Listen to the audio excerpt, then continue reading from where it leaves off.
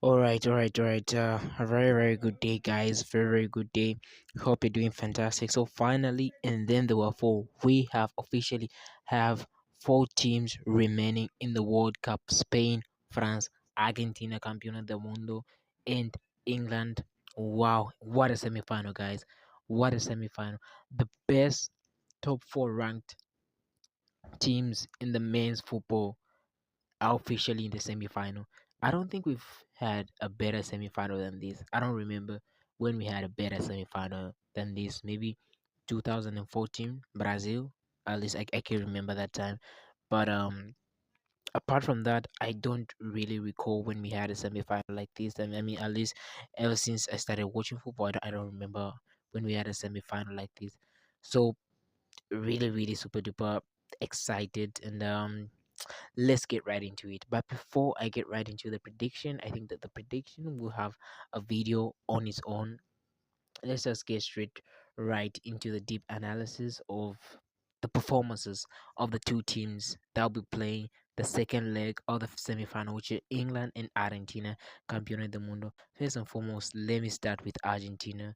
With that performance, I'm not really convinced, and I'm not really excited with Argentina's performance. Of course, England they stretched Argentina. I feel like there was a little bit of frustration with the Argentine players, and just looking at the ratings and on SofaScore, you can check the ratings on SofaScore. Just looking at the ratings of how each player performed, I gotta say one thing that's obvious about the Argentinian. I think one thing that's sort of leading this Argentine squad not to really perform at their peak. Because when you look at the possession control, especially in the 90, let me say 90, 80 minutes of the game, Switzerland had the possession. They controlled the tempo, they controlled the rhythm of the game, and Argentina was just sort of like chasing the ball.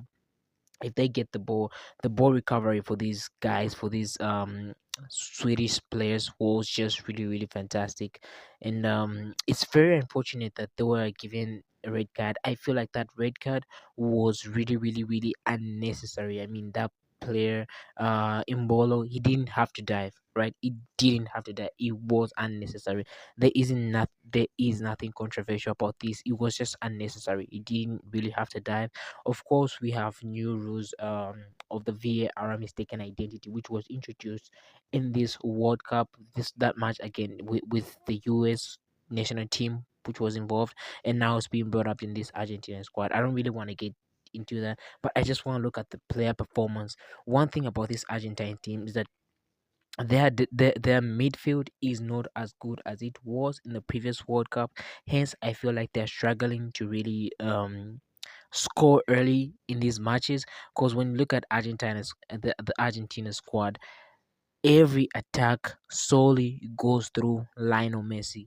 Almost every attack solely goes through Lionel Messi, and when you just compare his ball recovery, his attacking fluidity with other players, let's say like for example Enzo Fernandez, you can see that every attack that Argentina is kind of like orchestrating during the match solely goes through Lionel Messi, and it just shows what kind of a great player he is. Because Messi, even if he's not scoring, we always say this: if Messi is not scoring, he's always able to dictate the play and the rhythm of that match. And this just sort of shows because he didn't score in the quarterfinals, but he is able to dictate the attacking fluidity of the Argentine squad, and I don't think they get the goals that they did without Messi. McAllister also, he was really, really fantastic, but when you look at the precision of the attack, Messi is much more influential in this Argentine squad, and he just shows what kind of a great player he is when it comes to attacking. He doesn't do a lot of defending, much of the defending,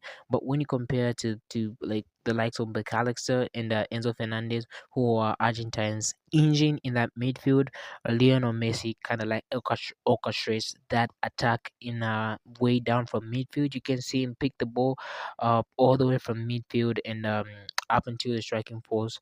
And even his hit map kind of like shows is his passing is just off the wall. His dribbling, his defense is really, really low, but his passing and his dribbling is just really, really off the wall. Hence, he is really a great player. There is also one player that I really want to talk about, Julian Alvarez. Guys, what a player! We've been very, very high critical of him, but at least he is finally shown up where it has mattered. He has mattered the most.